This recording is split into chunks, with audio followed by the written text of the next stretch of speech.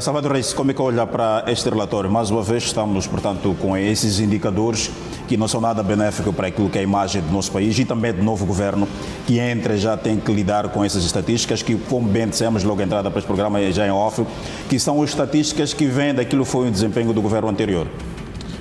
Boa noite, Edson. Boa noite, Firmino, mas também cumprimentar a todos os telespectadores que nos acompanham a partir de casa. Duas leituras podem ser feitas em relação, primeiro, a este relatório. Acompanhava a intervenção do Firmino de pessoas de confiança ao nosso lado. Eu insisto de que não é problema termos pessoas de confiança ao nosso lado, mas que sejam as melhores pessoas de confiança.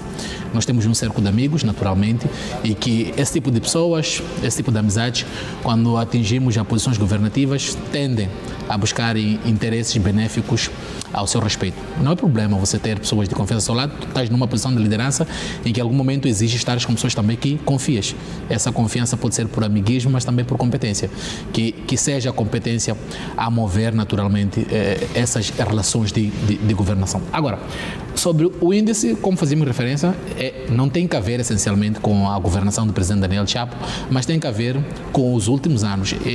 Os índices são captados baseado naturalmente a efeitos desfasados e os números em que hoje são apontados não são respeitantes a 2025 nem a 2024, mas naturalmente tem que ver também com o histórico que Moçambique tende a construir nos últimos tempos. Agora, sobre as razões que existem por detrás de cada vez mais vermos Moçambique sempre numa má fita em relação a esses indicadores, duas coisas podem ser ditas.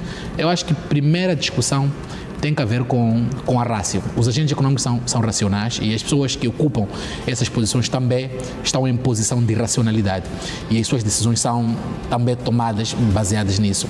E naturalmente as pessoas quando estão nessas pastas o que pensam é entre o risco e o benefício que eu tomo para estar diante de um ato de corrupção. O que significaria para mim, por exemplo, desviar $1 milhão? Primeiro, para um benefício próprio em termos de rendimento e segundo, se esse caso, por exemplo, desse erro, o que significaria para mim? Se são 3 ou 4 anos, podemos dizer que talvez em algum momento o equilíbrio racional de um agente econômico pode apontar em que posso cometer esse risco por entender que os benefícios advindos a ela podem ser relativamente maiores do que o risco de cometer este... Então, aí já estamos a falar das penas que são brandas para esse tipo de situações. Naturalmente. A forma como nós... Depois vou tocar nessa questão de penas e ligar à questão da sociedade. É que a forma em que nós olhamos a questão do crime de corrupção, entendido como um crime de colarinho branco, a priori, já aponta alguma posição negativa em termos de intervenção do governo. Edson, conversando talvez em off, podemos não dizer isso em câmera viva, mas se eu entro num lobby de $9 milhões e depois de 4 anos eu saio para beneficiar dos $9 milhões, Edson, é uma decisão difícil tomar entre fazer e não fazer. E a balança naturalmente pesa para o lado de fazer. São 4 anos. 4 anos não significa uma vida. Significa que tu podes ficar preso 4 anos, depois sais e estás a viver uma vida em que talvez, somando os seus rendimentos durante toda a sua vida, não completarias, nem aqui, nem em nenhum lugar do mundo. Então, a percepção sobre o ato de corrupção deve mudar. E eu acho que vou para este segundo ponto, em que essa percepção deve vir a partir da sociedade. As pessoas que hoje ocupam as posições de chefia são mais do que membros da nossa sociedade, são por vezes nossos tios, nossos irmãos, nossos vizinhos. Significa que em parte também estamos a falhar sobre como nós estamos a construir a própria sociedade, porque o dirigente que nós apontamos hoje o dedo também vem da sociedade. Disse que as instituições são feitas por pessoas, ou as pessoas fazem as instituições. No final do dia, apontamos sobre a necessidade de termos instituições fortes, o que é realmente muito importante. Mas quem faz as instituições são pessoas. Tens o edifício, a edificação da instituição, mas o que faz acontecer essa instituição são as pessoas. Então, se as pessoas estão necessariamente corrompidas, é muito provável que as instituições igualmente estejam corrompidas.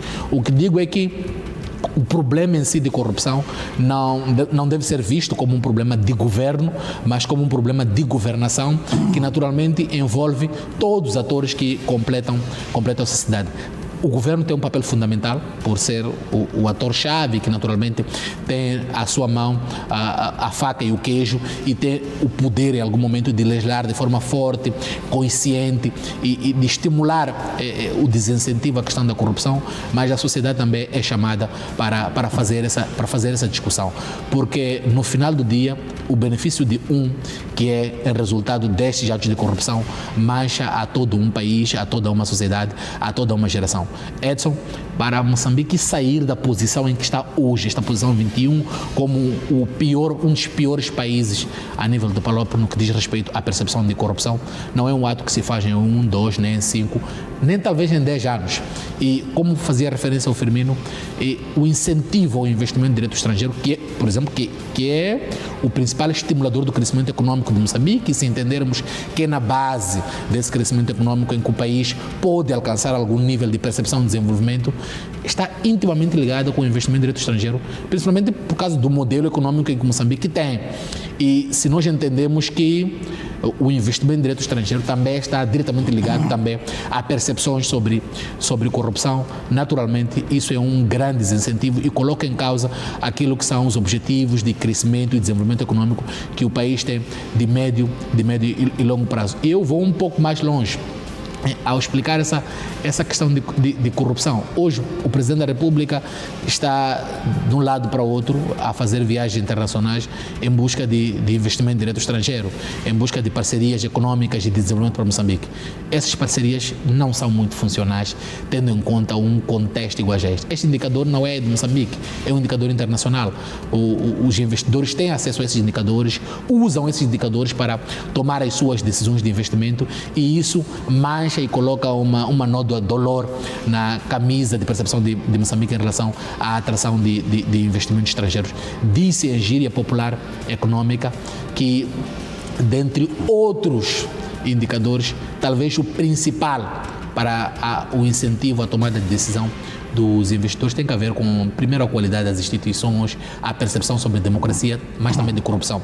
Moçambique fez, durante muitos anos, muitos movimentos em relação, por exemplo, a reformas fiscais que fossem tendenciosas à atração de investimento, mas disse em economia que mais do que, em termos de incentivo, mais do que incentivos fiscais, as percepções sobre a atração de investimentos é, na sua maioria, resultado à qualidade das instituições e às percepções sobre democracia e corrupção. Então, nós temos que, em algum momento, nos rever em relação a essas temáticas. Hoje, fala-se em todos os cantos sobre o Tribunal Administrativo, mas compreenda que o problema não está só no Tribunal Administrativo. Eu fiz um trabalho há alguns meses. Esse é um caso que vamos ver já no segundo bloco, porque acaba sendo quer dizer, uma situação muito complicada. Estamos a falar de um tribunal que é fiscal das contas públicas e está envolvido em esquemas de corrupção. Exatamente. É um caso grave que vamos ver já no segundo bloco. Eu fazia referência que eu fiz um trabalho há algum tempo atrás para uma grande empresa de investimento na área de turismo,